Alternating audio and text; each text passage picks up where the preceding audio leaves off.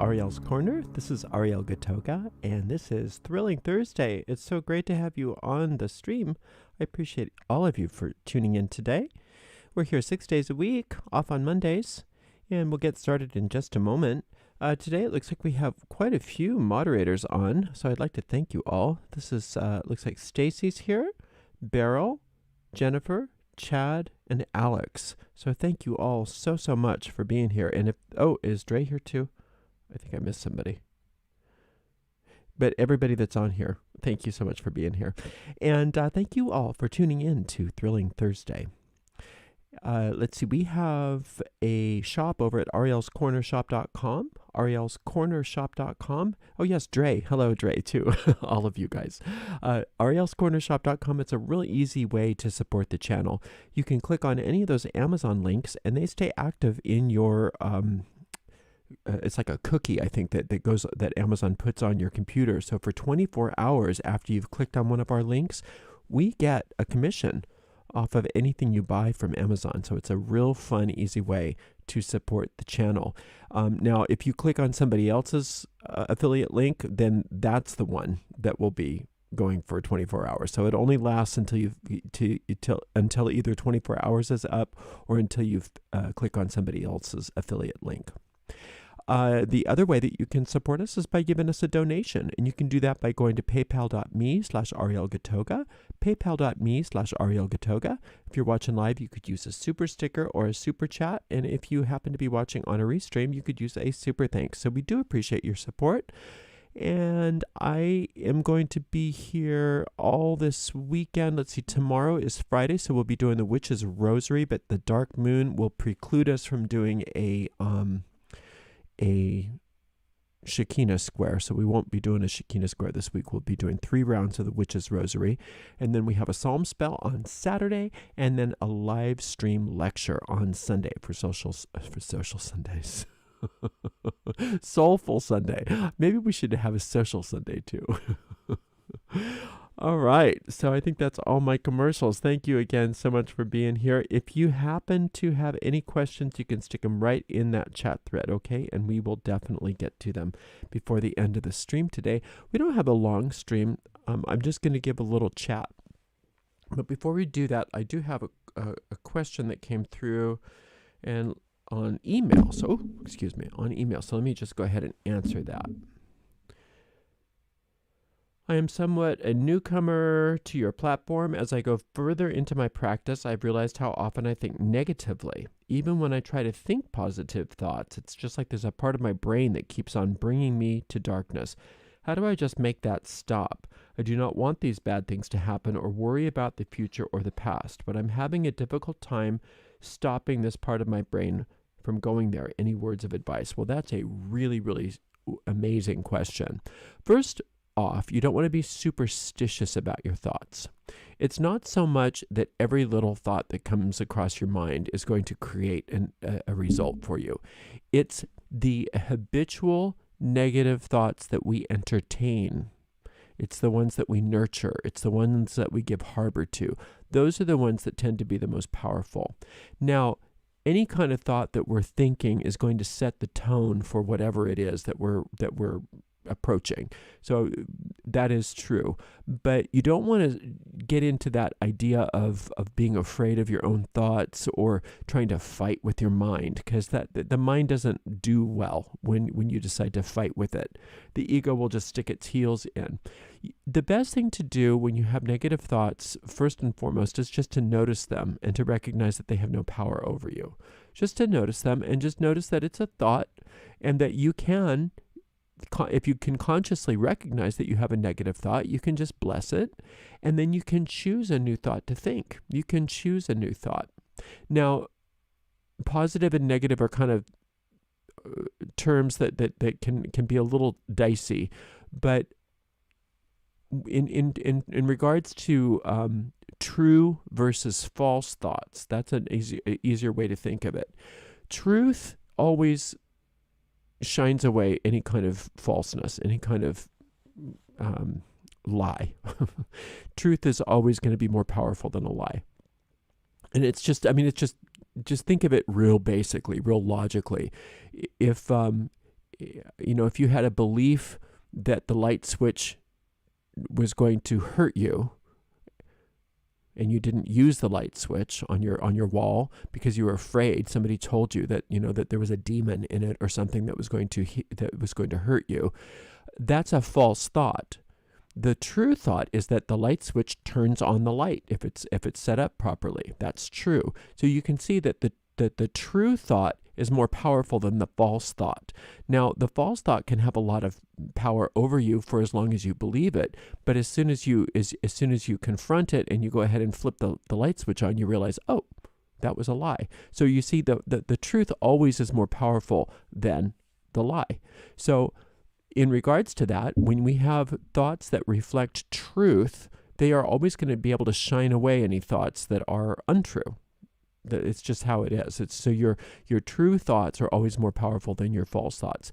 So one true thought can overshadow, that's a horrible way of putting it, shine away so many untrue lying thoughts. All right. Now, if you truly are being obsessive with a negative thought, if that's what's happening, if there's obsessive thinking going on, try that off switch technique. It's on my YouTube channel. Just learn it. It's really easy. It's very powerful, and just be diligent with it.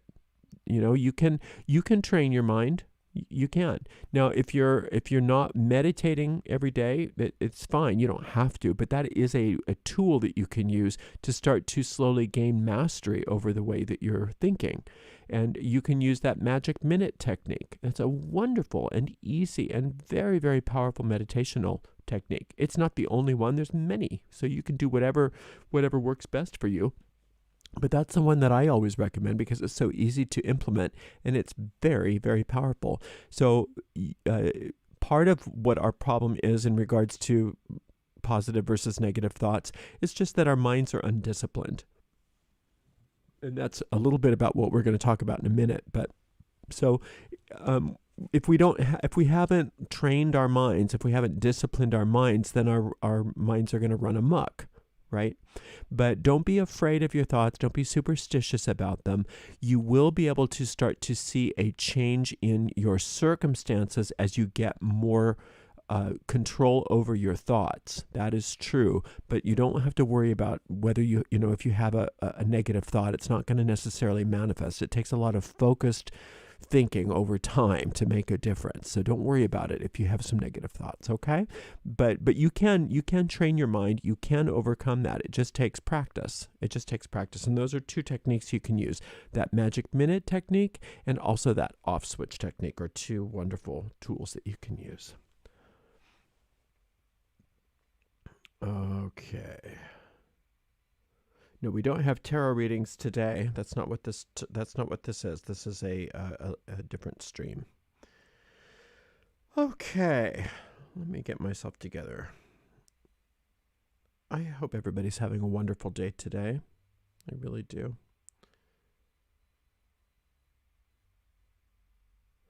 All right. So I've had some discussion on the forum. I don't think it's been so much on the Facebook group, but on the forum about tools. And one of the things I've noticed not only on our forum but in general is that there's this idea of you can use tools if you want to, but they don't really matter. Tools are not a big deal. Either do it or don't do it. And it's up to you. And in a way that's true because everything's up to you, because in the craft you can do what you will. But there's a reason if you're taking a witch's primer especially, there's a reason for those tools. They're not arbitrary. They're not presented in that particular training as something optional. So if you're going to take the training and you really want to get the benefit from the training, you're going to do what the training tells you, right? If you really want the benefit from anything, you do that thing. You don't cherry pick it. You do it the way it's given. So if somebody is giving you, if you're going to a trainer to build your body, you're going to do what the trainer says. You're not going to say, well, I'll do a little of this and a little of that. No, you're going to do what the trainer says so that you can get what you need, right? If you're going to college and you want a degree in something, you can't really say, well, I just don't want to do any math. That's not going to work. In order to get that degree, you have to have the curriculum completed as they determine it to be, so that way they can say, yes, this person has earned this degree or this license or whatever. So it's similar for a witch's primer. If you want the benefits of a witch's primer, you start with lesson 1. You take no more than 1 lesson a week, and you do all of the homework and exercises given, all of it. And you don't, for 18 weeks, you don't decide that you know better. Just for 18 weeks, you're going to just assume that maybe the training is worthwhile and that you're going to try it. That's my recommendation. Again, there's nobody's going to force you into that. But that includes the tools. The tools are there to train the mind. The tools are there to train the mind. Now, we don't want to get superstitious about the tools, and we will go into that a little bit in a moment. But the tools are there to help train your mind. Now, if you didn't need the tools, you probably wouldn't need the course, because that would mean that you're adept and that your magic works well, and that you can pretty much get repeatable results from your magic all the time. But if that's not the case with you, maybe just put your own idea of what you think you know to the side for a minute and do what it says. Just do what it says and see if you don't get some results. Now, many of you that have worked with my materials know that after that, which is primer, there's an intermediate course called Beyond the Basics, and that after that, there's another course called Advancing Your Craft. In Advancing Your Craft, we take away all your tools, every single one, every single tool, including names of deities, including everything. We take it all away, right? But we don't start with that. If we could start with that, we would, but we don't, because it doesn't seem to work as well as starting with tools. Now, you'll notice that in a witch's primer, for your basic tools, we give you consecration ceremonies. Now, a lot of people misunderstand the reason why we consecrate things. A lot of people believe that when you consecrate something, that you're making it magical. You're making the thing itself have power. That's not true. That's not what that consecration is there for. That is not true. That is superstitious. That is not true. Your athame will still be a knife. Your thurible will still be a bowl or a dish or an incense burner. Your pentacle will just still be a round piece of rock or wood. No scientist is going to take those things and say, "Oh, something weird is going on with this." They're not going to find anything unusual, occult, or metaphysical about any of your tools because you have consecrated them.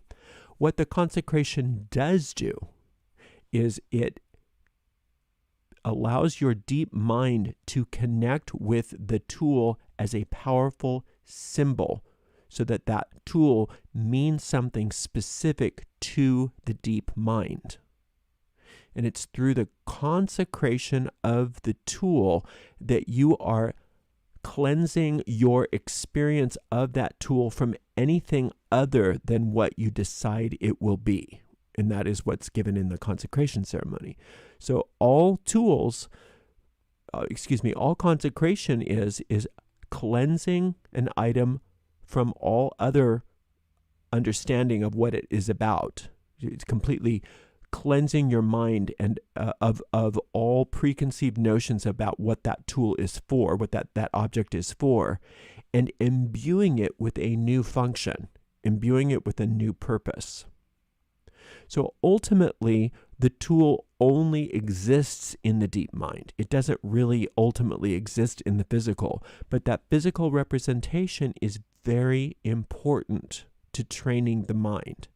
So we are using these tools as a means by which to train your mind in a very specific manner. And then ultimately, yeah, you can go beyond the tools. You don't need them anymore after a while, after you've got achieved some sense of mastery with them. Yes, then you give them up if you need to. But most of us, when we get to that point, we sometimes use the tools and we sometimes don't, depending on our preference. But at first, if you haven't actually consecrated a full set of witch tools, I recommend you just do it the way it's set out in the primer. That is just my recommendation. You're going to do what you will. You can do whatever you want, but just notice the ideas that you have, that I know better about this. I know better about that. I know better about that. A lot of those ideas are a way, not only with the craft, but with everything, that our ego mind keeps us stuck, keeps us from getting what we want. The ego says, no, not that. I don't want that. I'm only going to do this. I'm going to do it my way. I'm going to do this. I know what to do. And that's how we get stuck in a lot of things in our lives. So allow yourself, maybe just for the purpose of the one training, if you are taking a witch's primer, to just do it the way it's set forth. And for a minute, just suspend what you think you know. Just for a while, suspend what you think you know and just say, yeah, I'm going to get the tools. Now, you don't need anything elaborate. In fact, I don't like elaborate tools. I don't like witchy things around. I just don't. I don't like having to explain myself to people. I don't like having so many things that I have to keep hidden. So my knife does not look witchy. There's no mystical symbols on that. And we've talked about that before, how you don't need to paint the symbols. You can still use the symbols using that technique called hermetic transfer. And I have a whole video on that. I have my chalice as a coffee mug. It does not look witchy, and I don't put it away and keep it in some place where the vibrations will get won't get sullied or something like that. I don't believe in the vibrations of my chalice. I believe in the vibrations of what my chalice means to me internally. So I keep my chalice out. That's the way I hide it. I just keep my coffee mug out somewhere, where nobody's going to necessarily use it for coffee, but it's put away in a sense, but it's not like kept wrapped up in secret.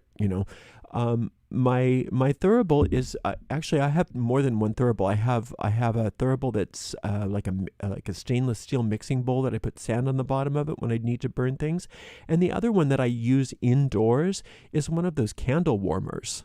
It's just it's not a candle warmer. It's an oil warmer, where you put a little candle in the bottom of it, and then there's like a little dish on top, and then you can pour some oil or incense or whatever in there. And that's what I use if I need to burn incense or something like that, rather than smoke. I have that's like an incense warmer. And you can also get an electric incense warmer if you like that kind of thing. It's sort of like the difference between smoking and vaping, I guess. So I vape my incense. And then I have a little video to show you how you can do just a temporary secretive pentacle. I just use a cheese board. I just use it's a slate cheese board. And I draw with chalk on it what I need, and then I can erase it, and that's just out also. I don't have to put that away because it's just a cheese board. Right? Now, if somebody were to use one of my tools for something mundane, it wouldn't destroy them. It wouldn't have any effect whatsoever on my craft. It wouldn't, because that consecration means that it's been set apart for a specific purpose. But if somebody were to use it or touch it or something like that, I'm not one of those witches that believes that the power is dissipated if somebody touches your athame or if somebody touches your wand. But if you don't want people touching your tools, which is fine, then just wrap them up and put them away. And you can have very ornate tools if you like. It really depends on your own circumstances. But you really just need a chalice and a knife, and you could use a letter opener. It doesn't even have to be an ornate one. You could just use a plain old letter opener for your athame.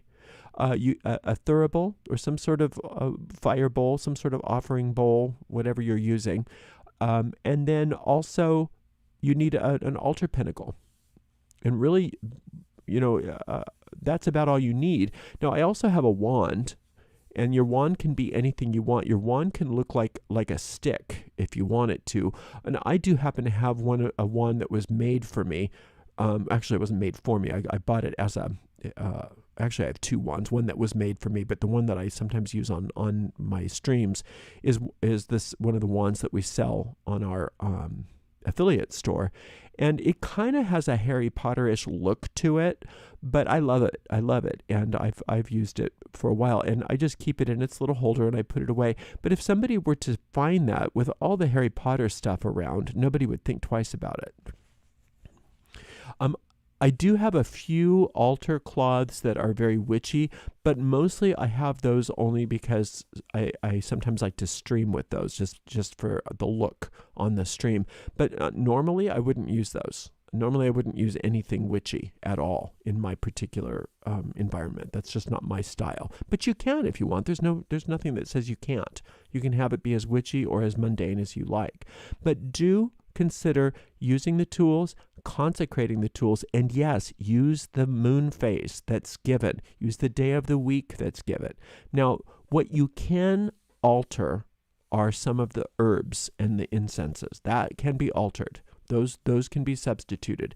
In fact, if you don't like to burn incense, you can use a spray perfume or a spray floral water instead of the incense, because if it's an atomizer, if it's a spray, it is a creature of air, so it is a substitute for incense smoke. So that is a substitute you can make. If you don't have some of those herbs, you can change out some of the herbs, and all of those correspondences are available on the Facebook group and on our forum. All of the correspondences for all of the different planets and elements. So you can change out those. You don't have to go with exactly what's in the primer. You can use some alternatives. But other than that, try to do the consecrations as given. And they're very simple. They're not complicated. And what that'll do is that'll key that tool to your deep mind so that you can start using it to benefit yourself. To train your mind. And the whole idea of the tool is to use it to train that part of your mind so that you don't need the tool anymore. And then eventually you can graduate off the tool and you won't need it so much anymore. Now, some people I've said that to, and they say, yeah, I don't need this. I really don't need it. And I say, well, fine, then don't use it. But I look at some of their lives and I think, well, obviously their spells aren't really working too well. Maybe they could try something different. Maybe they could try it a different way. But see, that's the thing. If you think you know best with something, even if you're not getting the results that you want, if your ego doesn't want you to be wrong. Your ego wants you to be right about everything. So if you think you know best, and you're not getting the results that you want, you might want to think again. You might want to try something else. And that's why I even developed a witch's primer, is not so that I could start some sort of tradition or something, because it's not what it's there for. It's there for people that don't want to be in a tradition necessarily. It's there for people that just want to build their power so that they can work magic on their own as solitary practitioners without having to join something. That's why I did it. But I didn't just put a little of this and a little of that and like, oh, this will be nice. Maybe this would be fun. I used a very, very specific sequence. I used a very specific set of instructions to get the most done in the least amount of time.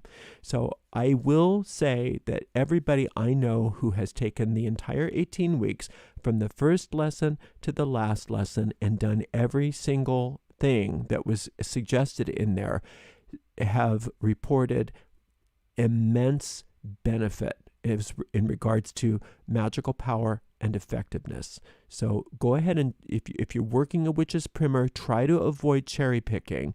Do your best just for 18 weeks. Do your best to just take the training as given, including the tools. And then after you're done with it, you can do whatever you want and see if you don't have more power, see if you don't have more effectiveness. And many people decide, well, this was really good. I'm going to go on to the intermediate, and then I'm going to go on to the advanced. And those are less time. I think each of those courses is only 6 weeks in length. But those are not necessary. Those are, not mandatory, but they are an option for you. After you're done with the primer, you can go on to intermediate and advanced as well. All right, so that's just my little spiel on the tools. Again, do what you will. There's nobody's checking on you. You're not beholden to anybody. You can do anything that you desire. But my recommendation on the tools is, if you haven't already consecrated a full set of tools, don't bypass that step just because you think you're better than that, or that you're bigger than that, or that it doesn't matter. Don't listen to other people necessarily on that particular topic, because many of those people have already either gone through it and don't need the tools anymore because they've already used tools, or they've never used tools, so they don't even know what they're talking about. Right? So if I were in anybody else's position and I was taking a witch's primer from the beginning, I would do it the same way I did it when I learned this material. And that's, I would start from the beginning. I would do everything in the training and complete it. And so I recommend that you do that. I invite you to do that. But again, nobody's keeping track of you, so do what you will. Let's see if we have any questions. The thurible is required. The thurible is required because it's a tool. So you do want the vessel for air. Now, if you're not going to burn something in your house, you can still use it outdoors. But if you're not going to burn something indoors, then use a different kind of thurible like I'm describing. You could use one of those that has a candle at the bottom and a little bowl on the top where you put either incense material or oils in some water, and it heats it so that vapor comes through it comes out rather than smoke. That's an alternative to a thurible. But yes, I would use the thurible. I would get each and every tool, because each tool is representing a different aspect of your power. Right? Each tool is representing a different aspect of your power. It's not only practical tools that you can use, to make incense smoke or whatever. They represent a different part of your mind. So I would definitely consecrate your athame, your chalice, your thurible, your altar pentacle, and even your wand. I would do. Okay, that's just my opinion. Okay, let's see if I have any other questions here. I guess I don't. All right, well, I guess that's about everything. I thank you so much for spending a little time with me today. You are amazing, and we will get some work done tomorrow with the rosary. Like I said, we're not going to be able to do the Shekinah square tomorrow, but we'll do the rosary, and how fun. Thank you so much for taking some time with me. Thank you, all the moderators. Let's see, we got Beryl, we've got Stacy, we've got Alex, we've got Dre, we've got Jennifer, and if I missed anybody, I'm sorry. I don't think I have. So thank you, all you wonderful moderators. You make this stream. You're the ones that really make it. I really appreciate you. All right, and thank you to all of you. You also make it for being here. Otherwise, it would just be me talking to myself, which is something I do, I will confess. Much love, many, many blessings.